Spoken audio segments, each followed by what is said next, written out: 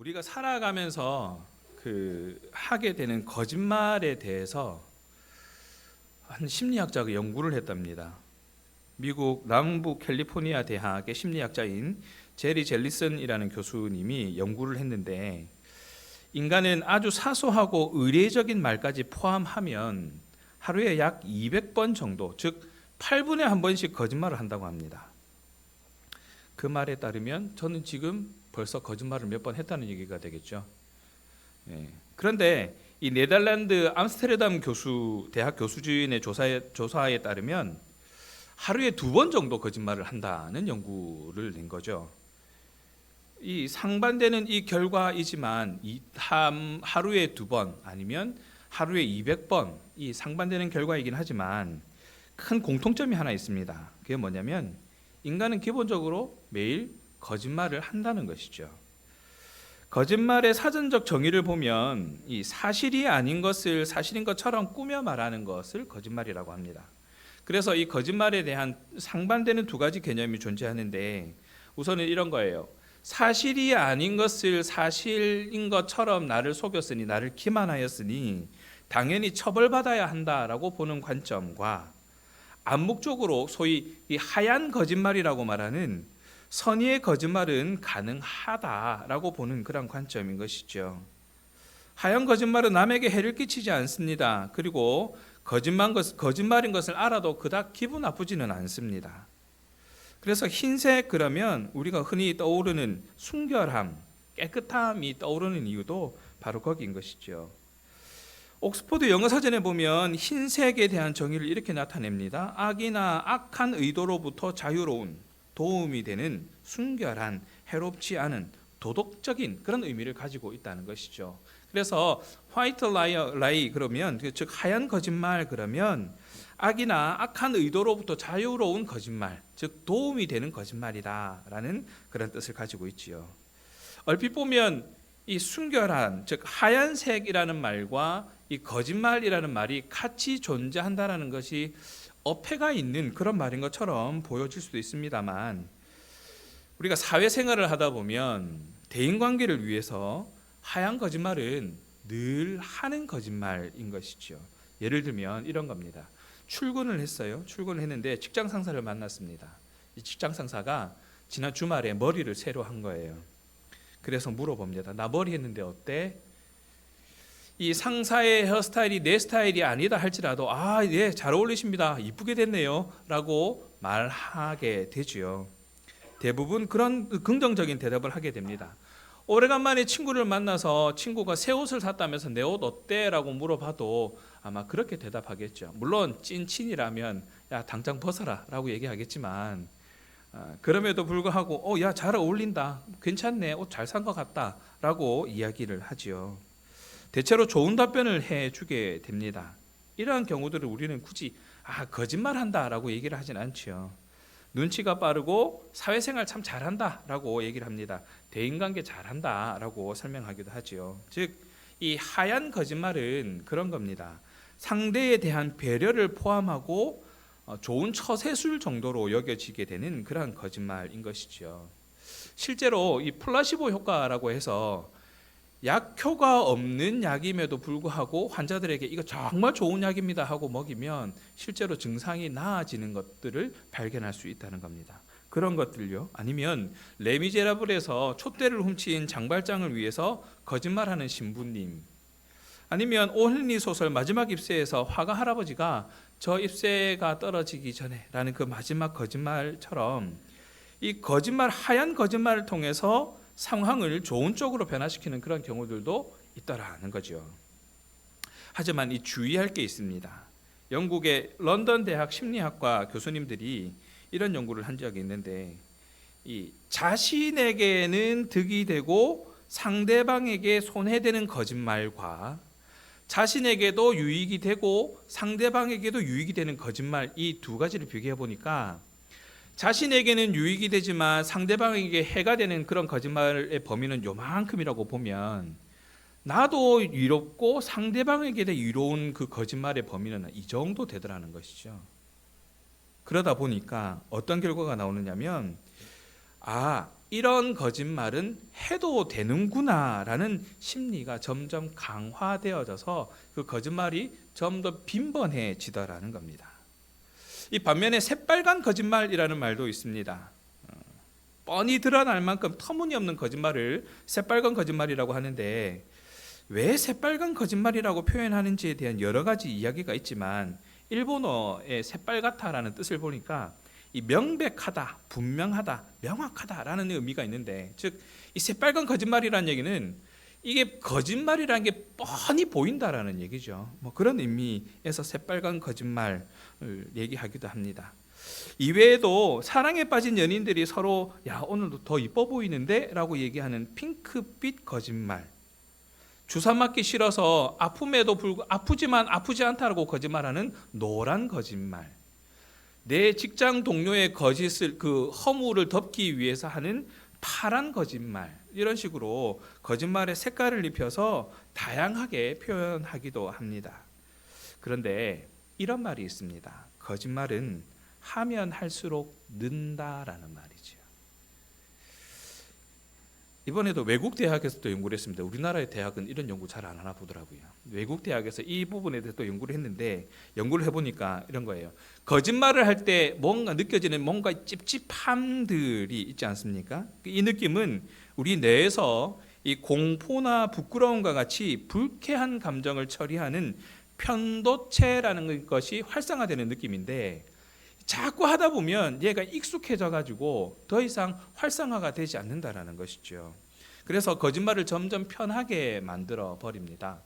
거짓말이 편하다 보니까 계속 거짓말을 하게 되고, 그 거짓말이 또 거짓말을 낳게 되고 또 거짓말을 낳게 되고, 결국에는 자신이 만들어 온 허상이 실제인 것처럼 느끼게 되는 그러한 현상까지 가게 되는 경우도 있더라는 것이지요.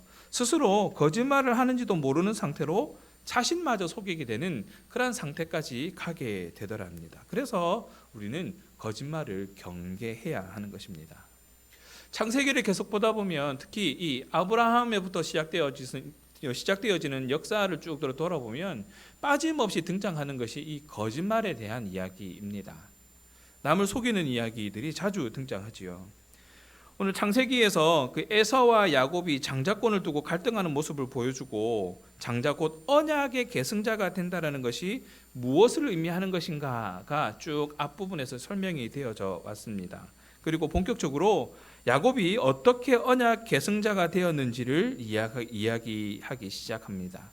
그런데 오늘 본문에는 이 언약의 계승자를 세우는데 어리석은 선택을 하는 이삭과 리브가의 모습이 보여집니다. 눈이 어두워졌다라고 본문이 시작되어집니다. 이삭의 눈이 어두워졌다. 이 성경에는 눈이 어두워졌다라는 것이 어떤 의미가 있느냐면 영적 침체를 성장하는 경우가 되게 많습니다. 영적으로 무뎌졌다라는 것을 의미하는 경우가 상당히 많다는 겁니다. 이삭이 나이가 많아서 눈이 어두워지기 시작하는 것도 물론 있습니다. 그런데 거기에 나이가 많아서 시력이 약해지는 것뿐만 아니라 영적으로도 침체되어져 가고 있다는 것을 살펴볼 수가 있는데, 거기에다가 또 이 자기가 언제 죽을지 모르는 두려움 가운데 있는 겁니다. 그래서 에서를 장자로 축복하려고 합니다.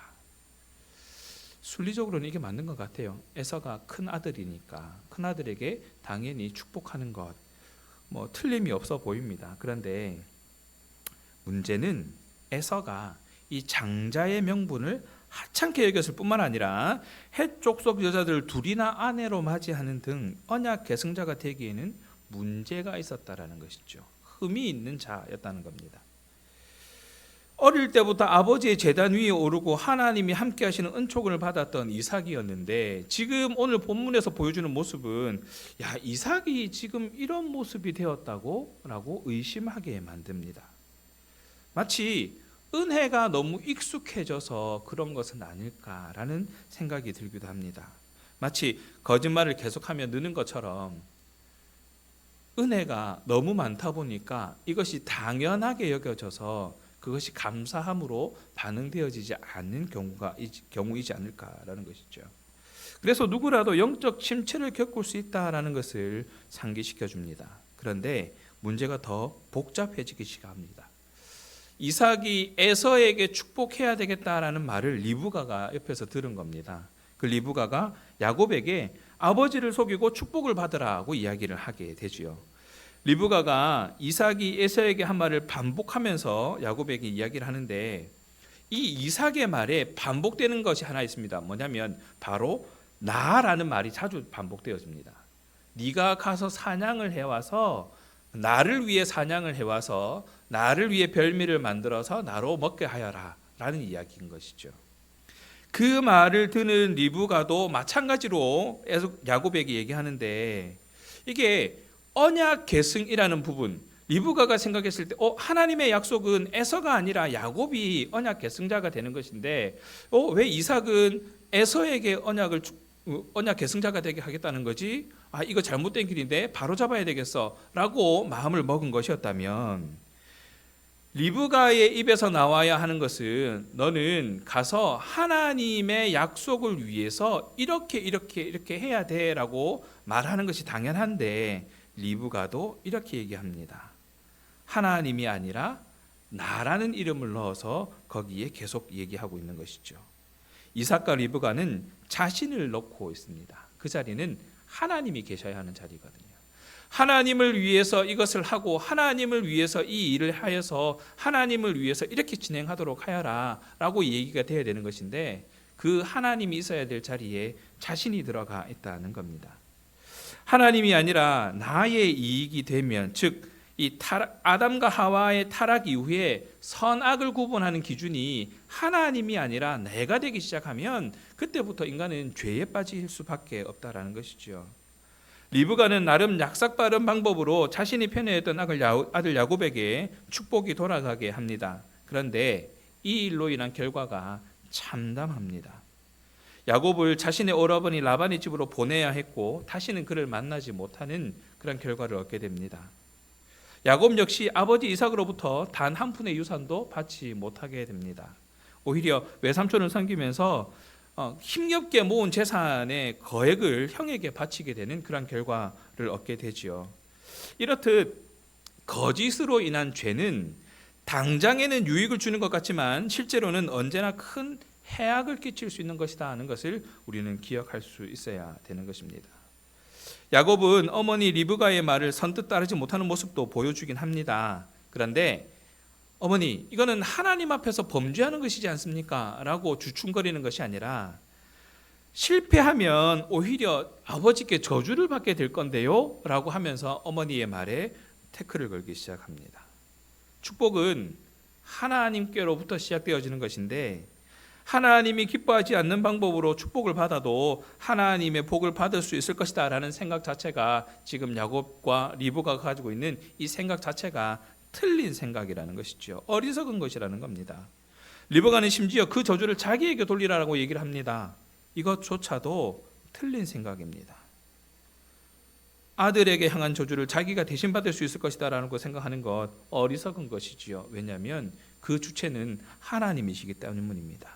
그러면서 리브가는 하나님의 말씀을 따라 이렇게 하라가 아니라 너는 내 말을 들으라고 얘기를 하면서 야곱에게 죄를 범할 것을 권합니다. 그 결과로 형제가 원수가 되어서 20년을 떨어져서 살아가게 됩니다. 아브라함에게서 이삭으로, 그리고 이삭에게서 야곱에게로 이 언약이 계승되어져 가는 과정은 사실은 사람의 뜻이 아니라 하나님의 뜻에 의한 것인데, 하나님의 섭리에 의한 것인데, 우리는 하나님 나라의 일을 사람의 능력이라 의지로 행할 수 있다라고 착각하고 살아간다는 것입니다. 내가 이렇게 열심히 하면, 내가 이렇게 정성을 다하면 그래도 내가 교회에서 이러한 이 일을 위해서 내가 이렇게까지 하는데 라는 마음을 가지게 된다는 것이죠. 우리는 우리에게 요구되는 것을 잘 알아야 됩니다. 뭐냐면 자신의 뜻을 내려놓고 오직 하나님이 기뻐하시는 방법을 선택하고 그 말씀에 순종할 수 있어야 한다는 것이죠. 분명히 이 일의 진행은 하나님의 언약이 진행되어져 가는 것처럼 보여집니다. 틀어져 버린 길을 바로 잡는 것처럼 보여지고는 있지만 사실은 여기 이 일을 가만히 살펴보면 하나님의 뜻이 개입된 것이 아니라 하나님의 방법이 개입된 것이 아니라 리브가의 방법이 들어간 것이고 이삭의 방법이 들어간 것이고 야곱의 방법이 들어간 것이지요. 뭐 결과적으로는 그 일이 이루어졌으니까 하나님의 뜻이 이루어진 것 아닙니까? 아니요. 뭐 결과로는 그렇지만 그 과정과 또 그 과정으로 인하여서 생겨지게 된 또 다른 결과를 보면 과연 이것이 하나님의 뜻이겠는가라는 겁니다. 사실 바르고 정직하게 살아가는 것이 손해라는 생각이 들 때가 더 많습니다. 이익을 위해서 거짓말하는 사람이 옳고 정직하게 살아가는 사람들보다 훨씬 빨리 목적하는 바를 달성하는 경우가 많기 때문입니다. 리브가와 야곱의 선택이 바로 그런 선택입니다. 이삭의 마음을 에서에게서 야곱으로 돌리기 위해서 설득하는 것이 당연히 맞았지요. 리브가는 이삭에게 가서 여보, 당신 하나님 말씀 다 분명히 기억해야 돼요. 하나님께서 우리에게 약속하셨을 때 에서가 아니라 야곱이라고 말씀하셨어요. 당신 이거 기억하셔야 돼요 라고 설득하는 게 맞습니다. 물론 에서의 마음이 확 닫혀 있어서 그 설득하는 길이 설득당해서 다시 원래대로 뜻을 돌리는 데까지 시간이 오래 걸린다 할지라도 그 방법이 맞는 방법입니다. 정의로운 방법이고 공의로운 하나님의 방법이라는 것이죠. 하지만 길고 오래 걸릴 것 같다라는 생각, 갈등을 일으킬지도 모른다라는 그런 생각이 들었는지 리브가는 남편을 속이기로 결정을 합니다. 그리고 자기가 사랑했던 야곱이 축복을 받게 하는 그 길을 선택하게 되지요. 분명히 엉성한 속임수임에도 불구하고 야곱이 여호와께 순조롭게 만나게 하셨기 때문이라며 아버지를 속이기까지 합니다. 그 피부에 동물 털가죽을 가지고 와서 그렇게 속이기까지 합니다. 이런 것조차도 분별할 수 없는 상태가 된 것인가, 이삭이 이 정도까지 되었나라는 것을 생각해 보면 참 안타깝기도 합니다. 그래서 우리는 영적으로 민감하지 못하면 자신의 판단력을 의지할 수밖에 없다라는 것을 다시 한번 상기하게 되는데, 우리는 그래서 내 뜻과 내 생각보다 앞서는 하나님의 뜻을 묵상하기 위해서 항상 경계하는 모습들이 있어야 된다는 것이죠. 영적으로 민감하지 못하면 자신의 판단력을 의지할 수밖에 없기 때문에 그렇습니다. 그렇게 되면 잘못된 판단을 할 경우가 더 많아지는 것이죠. 빠른 것이 반드시 하나님의 도움이라고 할 수는 없습니다. 그리고 좋은 것을 가져다 주는 사람이 꼭 하나님이 기뻐하시는 사람이다라고 볼 수도 없는 것이지요. 야곱에게 리브가가 좋은 것을 가져다 주는 것처럼 보여졌지만 사실은 그것이 하나님의 뜻과는 무관한 것이었다는 겁니다. 이삭의 행동은 많은 아쉬움을 보입니다. 에서를 진짜로 자신이 언약의 계승자로 생각했다면 에서의 잘못된 행동을 바르게 잡았어야죠. 그가 헷 족속 여인을 부인으로 데리고 왔을 때 너 그런 거 아니다. 너는 하나님을 믿는 자녀인데 어떻게 그럴 수가 있느냐라고 가르쳤어야 합니다. 또 이삭에게는 종들도 많았습니다. 야곱이 에서인 척하고 들어왔을 때 진짜 에서인지 확인할 수 있는 방법들이 얼마든지 있었는데 지금 이삭은 다른 데 지금 정신이 팔려 있는 거예요. 눈앞에 있는 바로 좋은 냄새가 나는 그 별미에 정신이 팔려 있는 겁니다.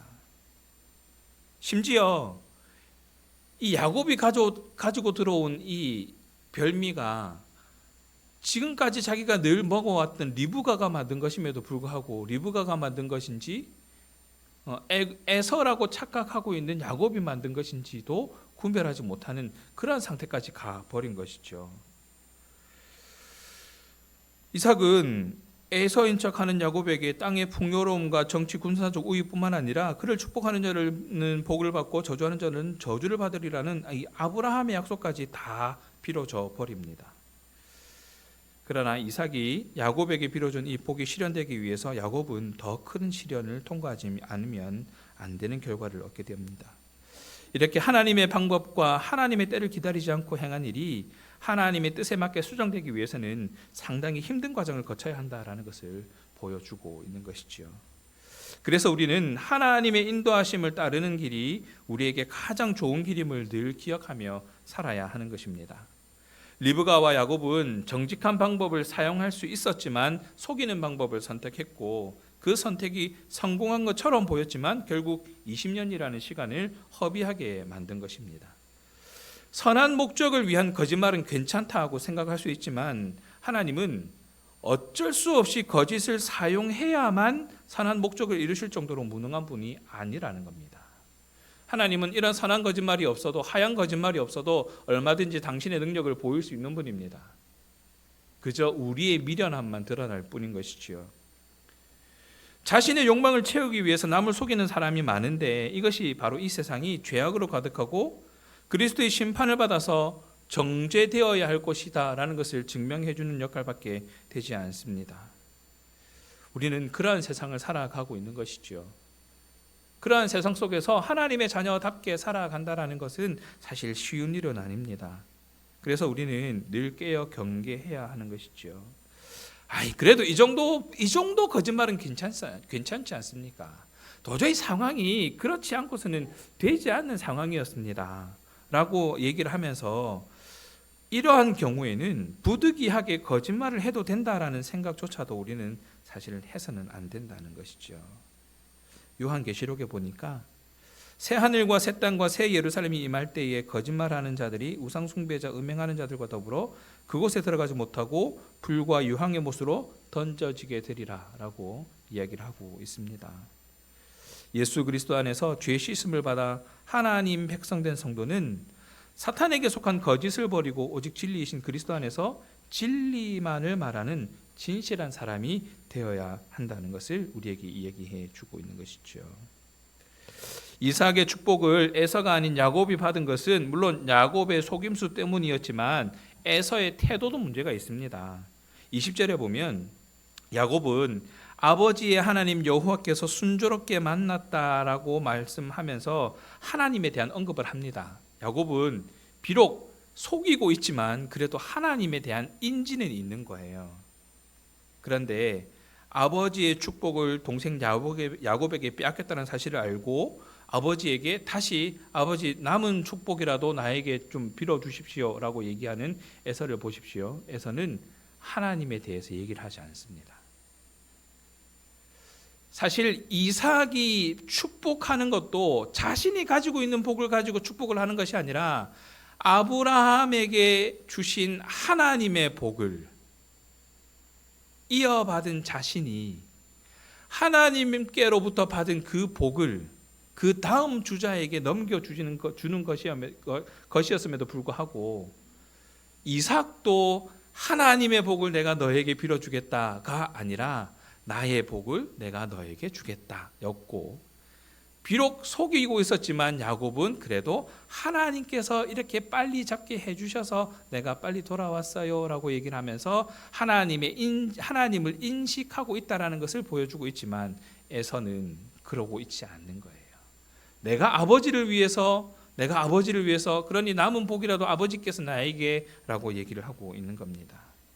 장자의 명분을 빼앗긴 것을 되새기고 있습니다. 에서는 야곱이 자기를 속인 것이 두 번째라고 얘기를 하죠.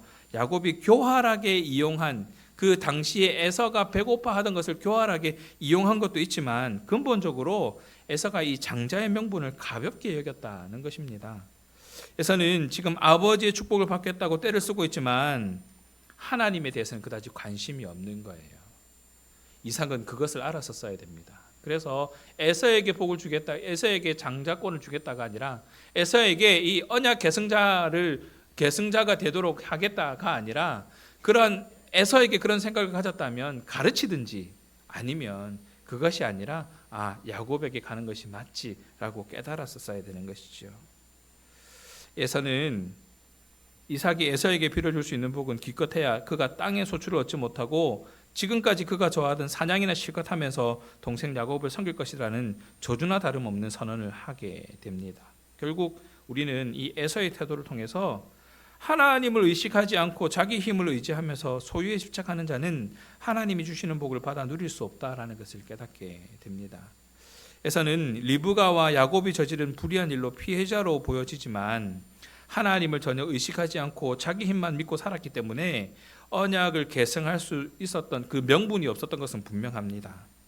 리브가와 야곱의 행위는 분명 어리석은 범죄였지만 하나님은 악을 선으로 바꾸셔서 결국 그 일을 통해서 이삭이 언약 계승자의 자격이 없는 에서에게서 야곱을 축복하는 것으로 바꾸게 하신 것이죠.